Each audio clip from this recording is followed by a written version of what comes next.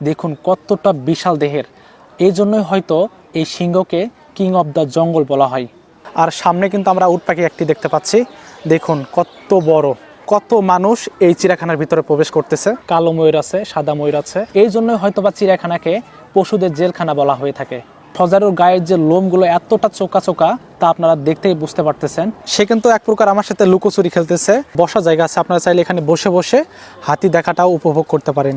দর্শক বন্ধুরা, এই মুহূর্তে দাঁড়িয়ে আছি ঢাকা শহরের অন্যতম পর্যটন কেন্দ্র, যেটা মিরপুর চিড়িয়াখানা বা জাতীয় চিড়িয়াখানা নামে পরিচিত। আজকের ভিডিওতে জাতীয় চিড়িয়াখানার সব কিছু দেখানোর চেষ্টা করব, সেই সাথে দেওয়ার চেষ্টা করব পরিপূর্ণ একটি ভ্রমণ গাইডলাইন।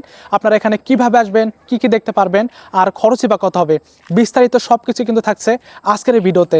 সুতরাং সম্পূর্ণ ভিডিওটি দেখার অনুরোধ জানিয়ে আজকের ভিডিও শুরু করছি। Let's go.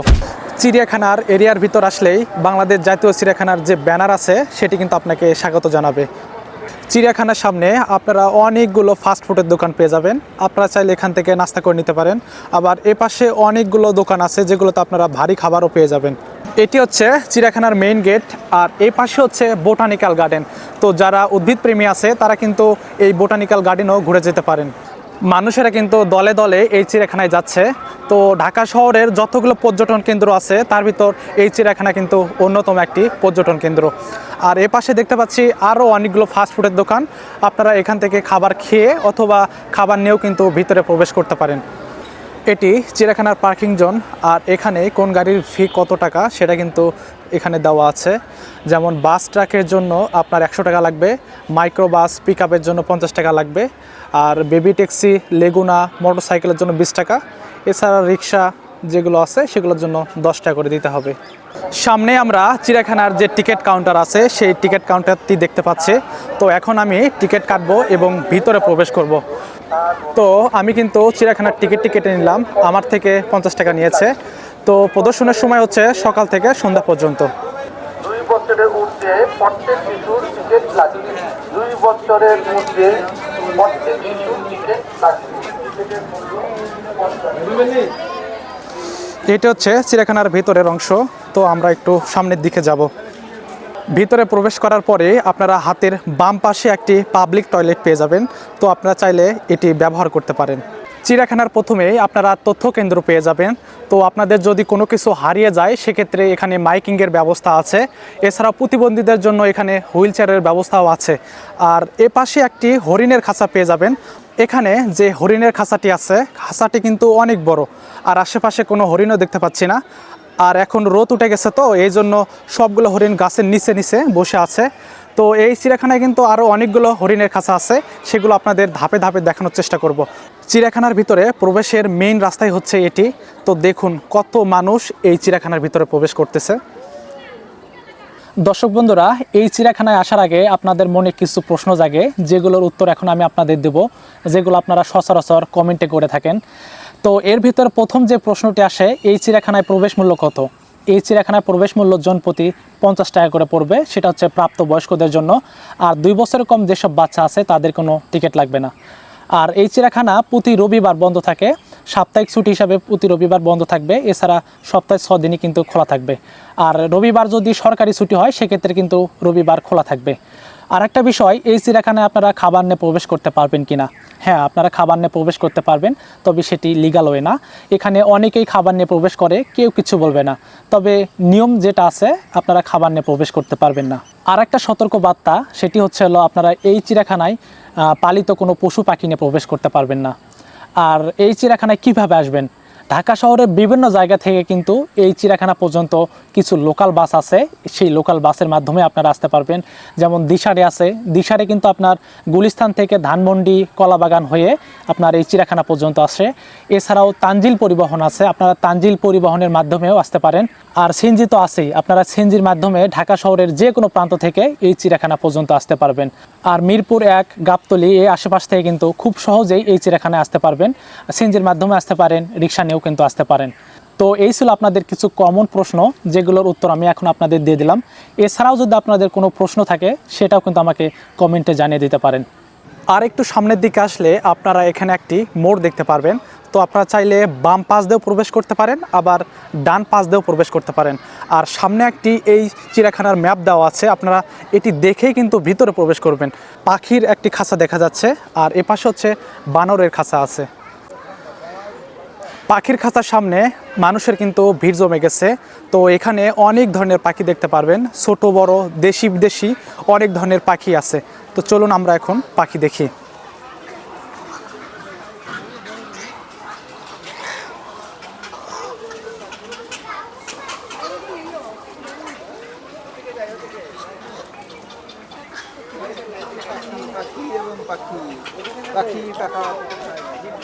বানরের খাঁচাতে কয়েকটি বানর রাখা আছে। তো চলুন এখন আমরা বানর দেখি।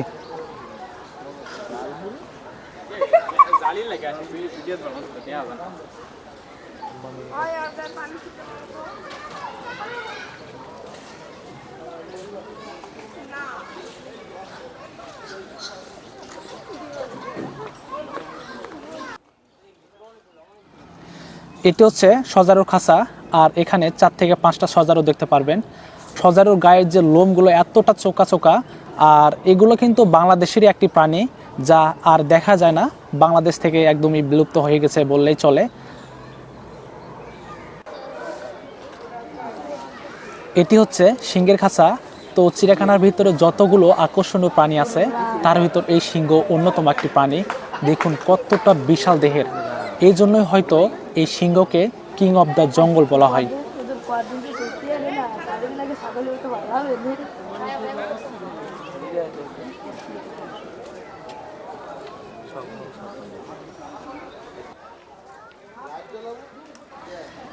সিংহের খাঁচার পাশেই আপনারা বাঘের খাঁচাটি দেখতে পারবেন। এখানেও কিন্তু একটি বাঘ পায়চারা করতেছে, দেখে কিন্তু খুবই ভালো লাগছে। দেখুন কতটা বিশাল দেহের এই বাঘটি। আর বাঘ হচ্ছে বাংলাদেশের জাতীয় পশু, আর সেই পশুকেও কিন্তু এই খাঁচার ভিতর বন্দি করে রাখা হয়েছে। এই জন্যই হয়তোবা চিড়িয়াখানাকে পশুদের জেলখানা বলা হয়ে থাকে। এটি হচ্ছে কচ্ছপের খাঁচা। তো এই খাঁচার ভিতর বেশ কয়েকটি কচ্ছপ রাখা আছে।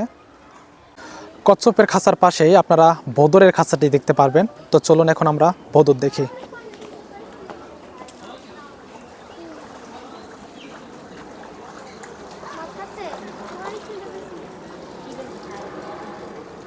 এখানে আমরা গিনিপিগ এবং খরগোশের খাঁচাটি দেখতে পাচ্ছি। তো এর ভিতরে বেশ কয়েকটি খরগোশ এবং গিনিপিগ আছে।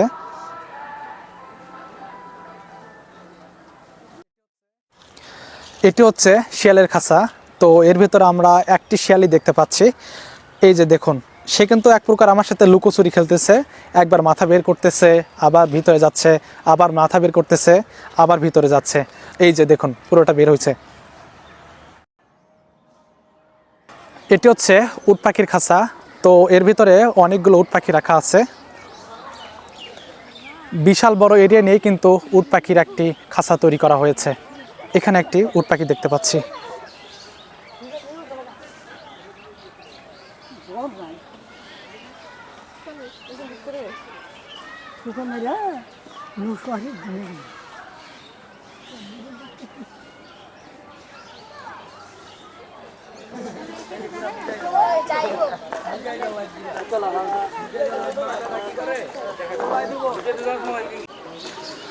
উট পাখির খাঁচার পাশে আপনারা একটি মসজিদও পেয়ে যাবেন। আপনারা চাইলে এখানে নামাজ পড়ে নিতে পারেন। উট পাখির খাঁচার পাশেই আপনারা ইমু পাখিও দেখতে পারবেন। ইমু পাখি কিন্তু দেখতে অনেকটা উট পাখির মতো, যার কারণে অনেকে ইমু পাখিকে উট পাখি বলেও মনে করে। এটি হচ্ছে ময়ূরের খাঁচা। তো এর ভিতরে বেশ কয়েকটি ময়ূর আছে। তো আজকে কিন্তু প্রচুর রোদ উঠছে, যার কারণে এগুলো ঢেকে দেওয়া হয়েছে। আর এপাশে আমরা বেশ কয়েকটি ময়ূর দেখতে পাচ্ছি। এখানে কালো ময়ূর আছে, সাদা ময়ূর আছে। এটি হচ্ছে সেই কাঙ্ক্ষিত সাদা ঘুঘু। এই ঘুঘু কিন্তু বাংলাদেশের কোথাও পাবেন না, শুধুমাত্র এই চিড়িয়াখানায় আসলে আপনারা দেখতে পারবেন। আর একটু সামনের দিকে আসলে আপনারা এখানে বেশ কয়েকটি পাখির খাঁচা দেখতে পারবেন। তো এখানে মূলত ঈগল পাখি আছে, কুড়া বাস আছে, সাদা বক আছে এবং শঙ্খচিল আছে। আপনারা চাইলে এগুলো দেখে নিতে পারেন। এটি হচ্ছে প্রাণী জাদুঘর ও ফিশ অ্যাকোয়ারিয়াম। এর ভিতরে মৃত কিছু প্রাণী রাখা আছে। এর ভিতরে প্রবেশ করতে কিন্তু 10 টাকার একটা টিকিট কাটতে হবে। এটি হচ্ছে হাতির খাঁচা। তো হাতির খাঁচাটি কিন্তু বিশাল বড় জায়গা নিয়েই তৈরি করা হয়েছে। এই হাতির খাঁচাটি কিন্তু একদম গোল, আপনারা চাইলে 4-5 থেকেই হাতি দেখতে পারেন। আর এখানে 4 থেকে 5টা হাতি দেখতে পারবেন। পাশে বসা জায়গা আছে, আপনারা চাইলে এখানে বসে বসে হাতি দেখাটাও উপভোগ করতে পারেন। এটি হচ্ছে ভাল্লুকের খাঁচা। এর ভিতরে 2টা কালো ভাল্লুক দেখতে পারবেন। এগুলো কিন্তু বাংলাদেশের নয়, এশিয়ার বিভিন্ন দেশ থেকে এগুলোকে আনা হয়েছে। এটি হচ্ছে রাজধনেশ। এখানে 2টা রাজধনেশ দেখতে পাচ্ছি। এদের গায়ের কালার কিন্তু খুবই সুন্দর।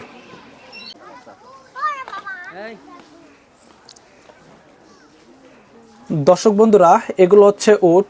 আর উটকে মরুভূমির জাজ বলা হয়ে থাকে, কারণ মরুভূমির প্রচণ্ড গরমেও পানির অভাবে কিন্তু উটগুলো বেঁচে থাকতে পারে। আর উটের পিঠে যে কুচটি দেখতে পাচ্ছেন, এর ভিতর চর্বি সঞ্চালন করা আছে। যখন তাদের শক্তির প্রয়োজন হয় তখন এই চর্বি থেকে তারা শক্তি সঞ্চালন করে নেয়। এটি হচ্ছে হায়না, খুবই ভয়ঙ্কর একটি প্রাণী।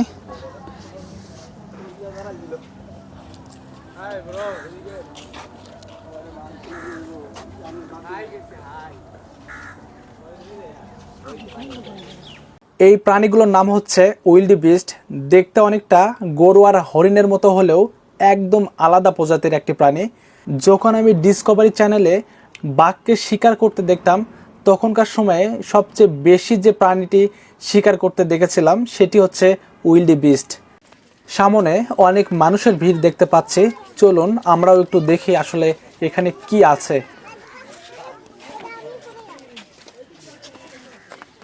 তো এখানে যে প্রাণীটি দেখতে পাচ্ছি এটি হচ্ছে বিশাল দেহের একটি গন্ডার। আর গন্ডারের মাথায় কিন্তু বিশাল একটি শিং আছে। আর এই প্রাণীগুলো খুবই ধীরে হাঁটে, তবে যখন হাঁটে দেখতে কিন্তু একদম রাজকীয় প্রাণীর মতো লাগে।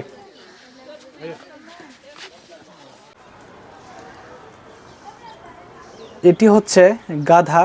তো আপনারা যখন এই চিড়িয়াখানায় ঘুরতে আসবেন তখন গাধার যে খাঁচাটি আছে সেই খাঁচার সামনে আসলে কিন্তু এই গাধাগুলো একদম আপনার কাছে চলে আসে। এই গাধা খুবই সাধারণ এবং খুবই শান্তশিষ্ট একটি প্রাণী। ওই যে দূরে যে প্রাণীগুলো দেখতে পাচ্ছেন এগুলো হচ্ছে জিরাফ। আর জিরাফের গলাগুলো কিন্তু বিশাল লম্বা লম্বা হয়ে থাকে। আর দূর থেকে যখন এই জিরাফকে দেখবেন তখন মনে হবে রড সিমেন্ট দিয়ে এই জিরাফগুলো তৈরি করা হয়েছে, আসলে কিন্তু তা না। আর এখানে কিন্তু জিরাফকে দেখার জন্য একটি ভিউ পয়েন্টও তৈরি করে দেওয়া হয়েছে, যেখান থেকে আপনি জিরাফকে খুব সহজে খুব সুন্দরভাবে দেখতে পারবেন। চলুন আমরা একটু দেখার চেষ্টা করি।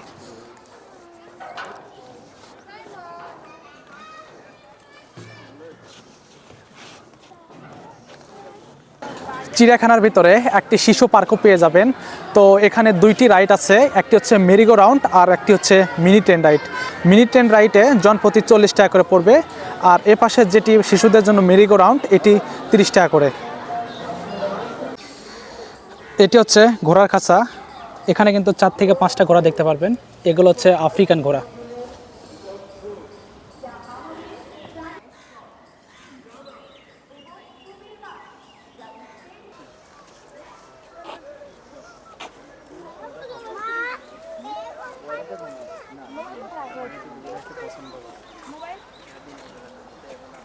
দূরে যে প্রাণীগুলো দেখতে পাচ্ছেন এগুলোই হচ্ছে জলহস্তি। আর এখানে কিন্তু জলহস্তিদের খাবার দেওয়া হয়েছে। যখন শুধুমাত্র এদের খাবার দেওয়া হয় তখনই এরা উপরে চলে আসে। এটি হচ্ছে বানরপল্লী। আর বানরগুলো কিন্তু খুবই দুষ্ট। আপনারা যখন এই চিড়িয়াখানায় ঘুরতে আসবেন আর বানরপল্লীতে আসার পরে আপনাদের মন যদি খারাপ থাকে সেক্ষেত্রে মন কিন্তু একদম ভালো হয়ে যাবে।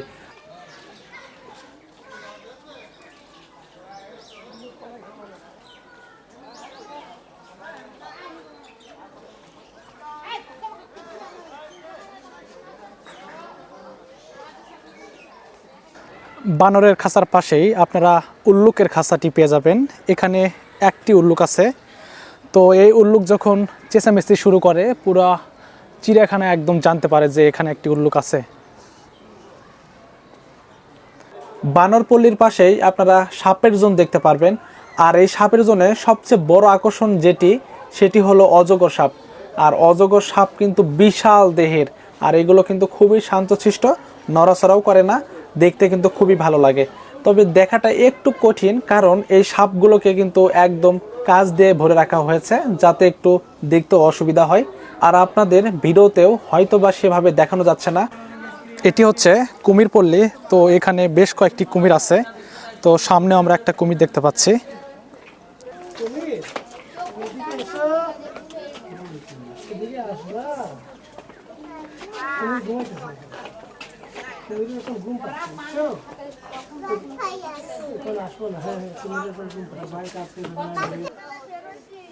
এগুলো হচ্ছে হরিণ, আর হরিণকে খাবার দেওয়া হয়েছে কাছ থেকে। কিন্তু এই হরিণগুলোকে দেখতে খুবই সুন্দর লাগছে। আপনারা যখন এই চিড়িয়াখানায় ঘুরতে আসবেন তখনই এই হরিণগুলো দেখলে বুঝতে পারবেন যে আসলে এদের কাছ থেকে দেখতে কতটা সুন্দর লাগে। ভিডিওর প্রথমেই আপনাদের হরিণের খাঁচায় নিয়ে গিয়েছিলাম, কিন্তু আসলে দুর্ভাগ্য কোনো হরিণ সেখানে দেখতে পাই নাই। তবে এখানে অনেকগুলো হরিণ আছে যেগুলো কিন্তু একদম কাছ থেকে দেখা যাচ্ছে। খুবই সুন্দর লাগছে এই হরিণগুলোকে।